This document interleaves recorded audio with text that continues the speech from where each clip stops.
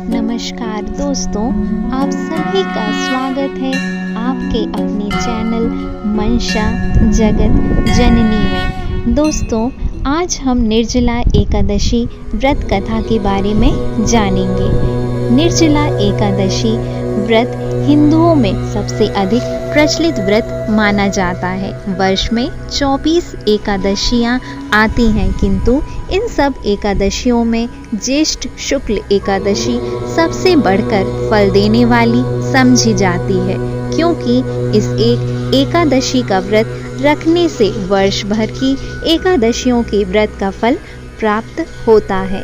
निर्जला एकादशी का व्रत अत्यंत संयम साध्य है। इस युग में यह व्रत संपूर्ण सुख भोग और अंत में मोक्ष कहा गया है। कृष्ण पक्ष और शुक्ल पक्ष दोनों पक्षों की एकादशी में अन्न खाना वर्जित है। निर्जला एकादशी व्रत कथा।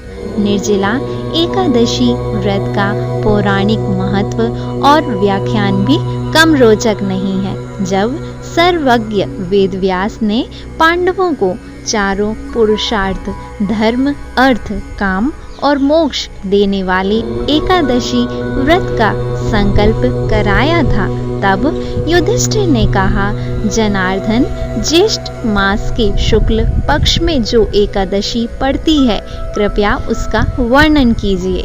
भगवान श्री कृष्ण ने कहा, हे राजन, इसका वर्णन परम धर्मात्मा सत्यवती नंदन व्यास जी करेंगे, क्योंकि ये संपूर्ण शास्त्रों के तत्वज्ञ और वेदांगों के परंपरागत विद्वान हैं। तब वेद व्यास जी कहने लगे, कृष्ण पक्ष और शुक्ल पक्ष दोनों पक्षों की एकादशी में अन्न खाना वर्जित है। द्वादशी के दिन स्नान करके पवित्र हो और फूलों से भगवान केशव की पूजा करें। फिर नित्य कर्म समाप्त होने के पश्चात पहले ब्राह्मणों को भोजन देकर अंत में स्वयं भोजन करें। यह सुनकर भीमसेन बोले, परम बुद्धिमान पितामह, मेरे उत्तम बात सुनिए। राजा युधिष्ठिर, माता कुंती, द्रौपदी, अर्जुन, नकुल और सहदेव ये एकादशी को कभी भोजन नहीं करते तथा मुझसे भी हमेशा यही कहते हैं कि भीमसेन, एकादशी को तुम भी न खाया करो, परंतु मैं उन लोगों से यही कहता हूँ कि मुझसे भूख नहीं सहन की जाएगी।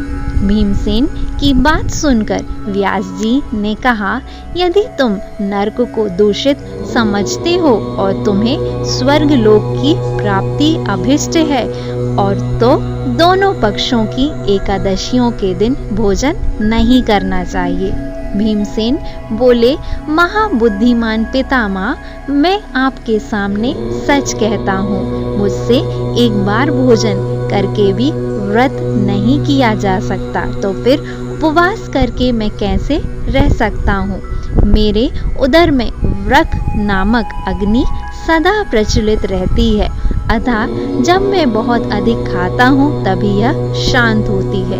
इसलिए महामुनि, मैं पूरे वर्ष भर में केवल एक ही उपवास कर सकता हूँ, जिससे स्वर्ग की प्राप्ति सुलभ हो तथा जिसके करने से मैं कल्याण का भागी हो सकूं। ऐसा कोई एक व्रत निश्चय करके बताइए, मैं उसका यथोचित रूप से पालन करूंगा। व्यास जी ने कहा, भीम, ज्येष्ठ मास में सूर्य वृष राशि पर हो या मिथुन राशि पर शुक्ल पक्ष में जो एकादशी हो, उसका यत्न पूर्वक निर्जल व्रत करो।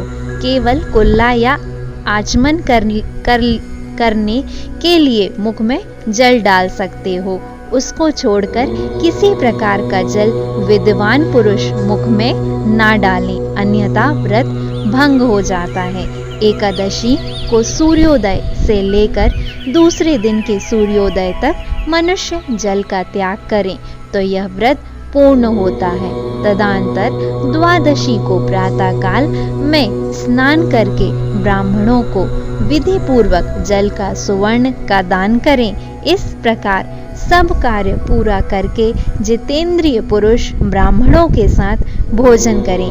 वर्ष भर में जितनी एकादशियां होती हैं उन सब का फल निर्जला एकादशी के पालन मात्र से मनुष्य प्राप्त कर लेता है। इसमें तनिक भी कोई संदेह नहीं है। शंख चक्र और गदा धारण करने वाले भगवान केशव ने मुझसे कहा था कि यदि मानव सबको छोड़कर एकमात्र मेरी शरण में आ जाएं और एकादशी को निराहार रहें तो सब पापों से छूट जाता है।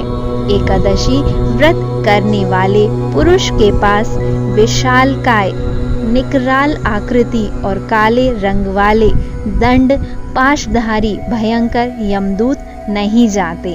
अंतकाल में पीतांबरधारी सौम्य स्वभाव वाले, हाथ में सुदर्शन धारण करने वाले और मन के समान वेगशाली विष्णुदूत आखिर इस वैष्णव पुरुष को भगवान विष्णु के धाम में ले जाते हैं। अतः निर्जला एकादशी को पूर्ण यत्न करके उपवास और श्री हरि का पूजन करो। स्त्री हो या पुरुष, यदि उसने मेरु पर्वत के बराबर भी महान पाप किया हो तो भी वह इस एकादशी के प्रभाव से भस्म हो जाता है। जो मनुष्य उस दिन जल के नियम का पालन करता है वह पुण्य का भागी होता है। उसे एक एक प्रहर में कोटि कोटि स्वर्ण मुद्रा दान करने का फल प्राप्त होता है। मनुष्य निर्जला एकादशी के दिन स्नान, दान, जप, होम आदि जो कुछ भी करता है वह सब अक्षय होता है। यह भगवान श्री कृष्ण का कथन है। निर्जला एकादशी को विधि पूर्वक उत्तम रीति से उपवास करके मानव वैष्णव पद को प्राप्त कर लेता है। जो मनुष्य एकादशी के दिन अन्न खाता है वह पाप का भोजन करता है। इस लोक में वह चंडाल के समान है और मरने पर दुर्गति को प्राप्त होता है। जो ज्येष्ठ के शुक्ल पक्ष में एकादशी को उपवास करके दान करेंगे वे परम पद को प्राप्त होंगे। जिन्होंने एकादशी को उपवास किया है वे ब्रह्म हत्या, शराबी, चोर तथा गुरुद्रोही होने पर भी सब पातकों से मुक्त हो जाते हैं। कुंती नंदन निर्जला एकादशी के दिन श्रद्धालु स्त्री पुरुषों के लिए जो विशेष दान और कर्तव्य विहित उन्हें सुनो। उस दिन जल में शयन करने वाले भगवान विष्णु का पूजन और जलमयी धेनु का दान करना चाहिए अथवा प्रत्यक्ष धेनु या रत्नमयी धेनु का दान उचित है। पर्याप्त दक्षिणा और भांति भांति के मिष्टानों द्वारा यत्न पूर्वक ब्राह्मणों को संतुष्ट करना चाहिए। ऐसा करने से ब्राह्मण अवश्य संतुष्ट होते हैं और उनके संतुष्ट होने पर श्री हरि मोक्ष प्रदान करते हैं। जिन्होंने शम, दम और दान में प्रवृत्त हो श्री हरि की पूजा और रात्रि में जागरण करते हुए इस निर्जला एकादशी का व्रत किया है उन्होंने अपने साथ ही बीती हुई 100 पीढ़ियों को और आने वाली 100 पीढ़ियों को भगवान वासुदेव के परम धाम में पहुंचा दिया है। निर्जला एकादशी के दिन अन्न, वस्त्र, गौजल, शैया, सुंदर आसन, कामंडलों तथा छाता दान करनी चाहिए।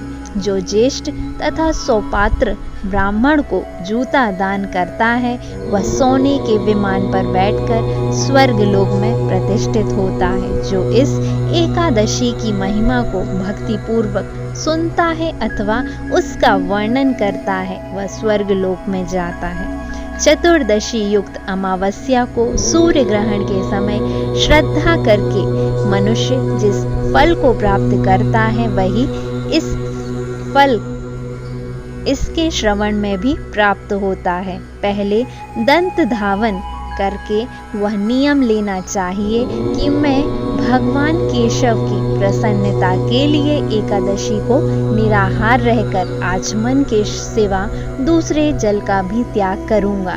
द्वादशी को देव अवसर भगवान विष्णु का पूजन करना चाहिए।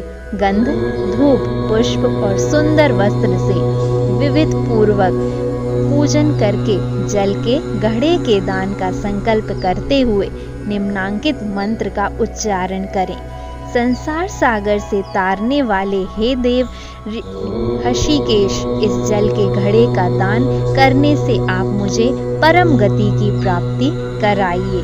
भीमसेन, ज्येष्ठ मास में शुक्ल पक्ष की जो शुभ एकादशी होती है उसका निर्जल व्रत करना चाहिए। उस दिन श्रेष्ठ ब्राह्मणों को शक्कर के साथ जल के घड़े दान करने चाहिए। ऐसा करने से मनुष्य भगवान विष्णु के समीप पहुंचकर आनंद का अनुभव करते हैं। तत्पश्चात द्वादशी को ब्राह्मण भोजन कराने के बाद स्वयं भोजन करें। जो इस प्रकार पूर्ण रूप से पापनाशिनी एकादशी का व्रत करता है वह सब पापों से मुक्त हो आनंदमय पद को प्राप्त होता है। यह सुनकर भीमसेन ने भी इस शुभ एकादशी का व्रत आरंभ कर दिया। तब से यह लोक में पांडव द्वादशी के नाम से विख्यात है। ज्येष्ठ शुक्ल एकादशी के ही दिन भगवान श्री कृष्ण ने देवी रुक्मणी का हरण किया था, अतः यह एकादशी रुक्मणी हरण एकादशी के नाम से भी जानी जाती है।